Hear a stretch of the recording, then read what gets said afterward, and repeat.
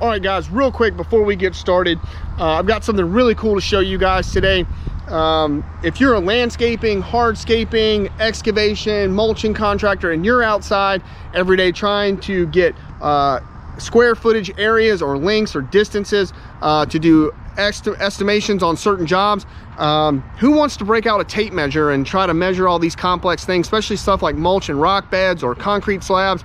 So I've teamed up with Moser 2 Pro to show you guys a really cool device that works in conjunction with Bluetooth through your phone to go out and make measuring things like this concrete slab very simple, very easy. You just walk around, set it at the points, and it will do all your measuring for you. Lengths, distances, 2D, 3D. I've only scratched the surface of what this thing can do. It can do all kinds of cool stuff.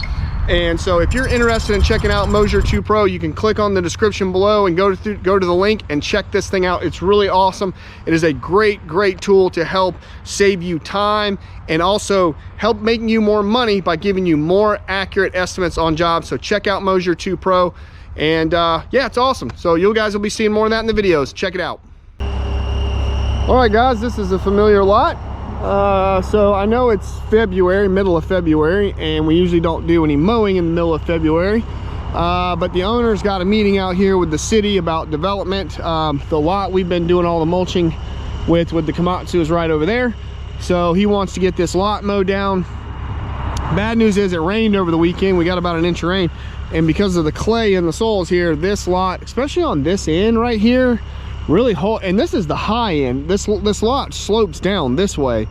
I don't know why, but this end up here holds a lot of water and tends to stay wet and mucky, and that end back there stays dry. Maybe it's because it's got a ditch back there on the end. I don't know. So we got to get this lot mowed. He just wants it to look a little better than this. So it's really just some broom straw. It's not bad. So got the skid steer out here. Finally got it. I had to break it open, and you know, with all the traveling I've been doing and the other work I've been doing back there with the excavator, I hadn't really had time to focus on this thing because I hadn't needed it. But last Thursday I broke it open, crawled through the whole thing. I had to fix some hydraulic leaks and stuff in it that were having issues and stuff. So got all that worked out, so I think she's good. I brought the mulcher to mow this down because I figured if I needed it back there for something that the surveyors needed, I'd have another machine here to use. I'm running the Komatsu back there because that's the owner's machine, and it's literally, for the rate, it's 10 times cheaper for me to run that excavator versus for me to run my skid steer with the mulching head. So that's why I've been running that excavator. You keep guys ask me, why are you not running the skid steer? Because that's his machine. I charge him a labor rate, just a labor rate plus fuel to run that Komatsu. With this is, I charge him my full rate. So it's literally 10 times cheaper for me to run that machine over this machine. But out here, I can't really mow this with I could mow this with the excavator. I'd be here all day. So we're just gonna knock this down with the mulcher and make it look good. So, and then we got some more trails and stuff to cut with the excavator, so we'll get to that afterwards. So let's get this done.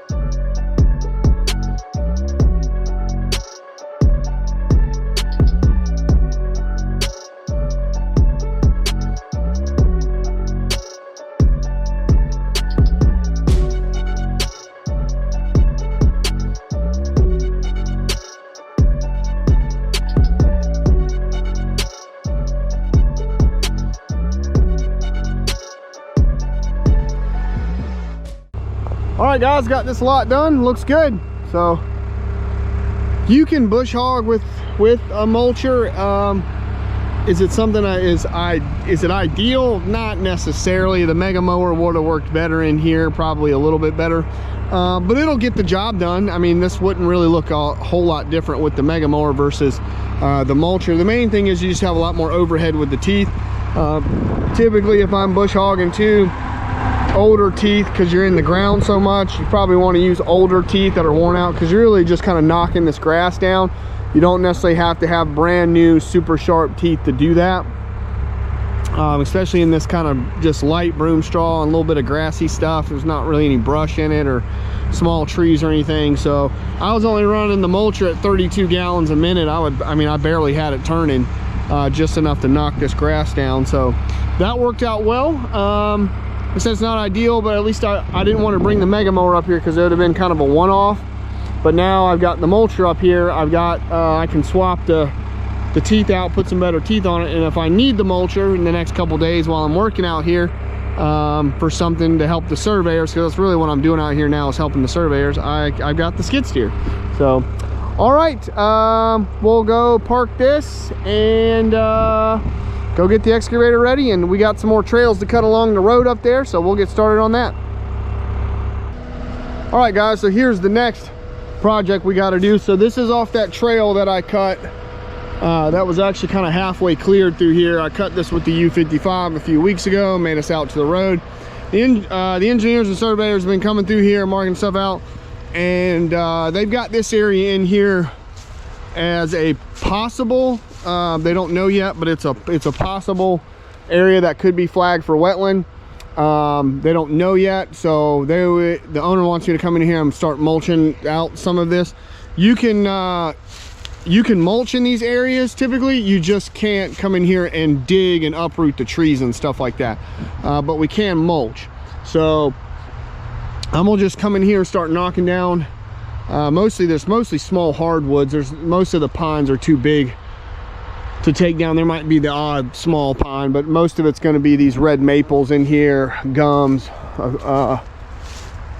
maybe the odd water oak or something. But that's what we got to do. I'm just going to try to weave my way through here and open this up. I've transposed the map that they sent me on an email, and I've kind of transposed that over into Onyx, roughly speaking. I think the why they've got this marked out as possible wetland area is because it's got this little swale. It's not a creek or really even a dug ditch, but you can kind of see, if you guys see that in the video, there's a little bit of a low area here that looks like maybe carries a small amount of water here and there. It may be just a game trail that's just been worn through so much. I don't know. It looks like water has come through here, the way the root systems are kind of exposed around the trees at some point. So anyway, I got the machine right there. It's pretty open in here. It's not too bad. So we're just going to come through here and start cleaning this up. That's what we got to do. So let's get started.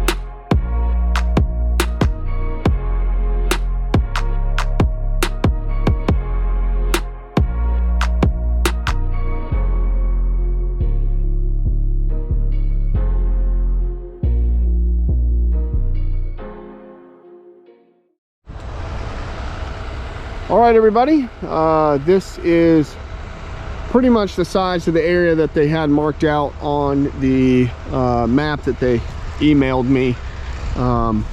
They had these ditches lined out back here. So there's a ditch that runs the length of the back here. There's one right over there. And then there's another one that cuts back right back through there. So I was able to kind of use those landmarks to try to figure out. So this is roughly the area here that they've got marked out as sort of like possible wetland. So got that mulched out and opened up. And I guess they'll have to see what they want to do with it, whether it's going to be what it's going to be or what it's not going to be. It's not a big area. According to Onyx, kind of how I roughed it out was probably around little less than half an acre, roughly speaking. So that's about what this is. It was kind of like an octagon looking shape, but I just kind of made it a square and just squared it off. So that looks pretty good. It's about the end of the day. So tomorrow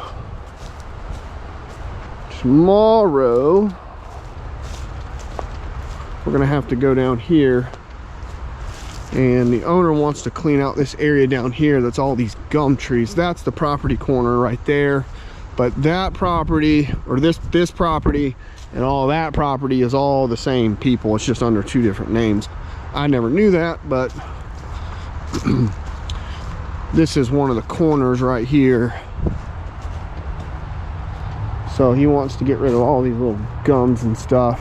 I told the surveyor I'd cut him a path maybe on this side of the property line, open that up through there, and then we also, this is all just a big thicket of gums. I wish I could bring the skid steer in here and just mow these things down. Be a lot quicker, but a lot more expensive for the owner. I got this cut in last week. This actually looks really good. I got them access to this road frontage here. I didn't film this, I should have, but I didn't. So I got a nice, really clear lane all the way along this fence line. It goes around one little tree right there, but for the most part, it's almost a straight line. Goes around one little clump of trees, but it came out looking really good. I'm gonna cut another line through here. If you can look through there, that's mostly all just small trees and branches sticking out. So we'll cut another line through here back to that property corner tomorrow as well. So that's probably what I'll do first tomorrow. We'll cut that line tomorrow first thing in the morning, and then we'll come in here and just start nuking all of this out. Just go nuclear mode on it and try to get it cleaned up. Listen to this. The surveyors have to come in here, I guess, for some city or excuse me, county ordinance. They got to come through here and bring the GPS thing around and mark and basically tag on their little survey system every tree in here that's over 8 inches. Every tree. So they got to walk through here and categorize every stinking tree. I was like, dude, there's 8 acres in here. He's like, yep. I was like, man, y'all gonna be here for a month coming through here and going through all these trees. But apparently it's what they have to do. So I would not want to be those guys trudging through here, having to do all that. So yeah, that's gonna suck for them. But this area over here turned out pretty good. I didn't get any in-cab footage for the last 2 days. I apologize for that, guys. Most people don't like it anyway, but I didn't get any on this job. So, but here's, yeah, that looks really good. That came out looking really well. I like that. So yeah, didn't take too long, got that done. So all right, we'll be back tomorrow. We'll cut that road in along the road and then start nuking all that stuff out. We'll be back tomorrow, so stay tuned, everybody, and I'll catch you guys tomorrow. Bye, everybody.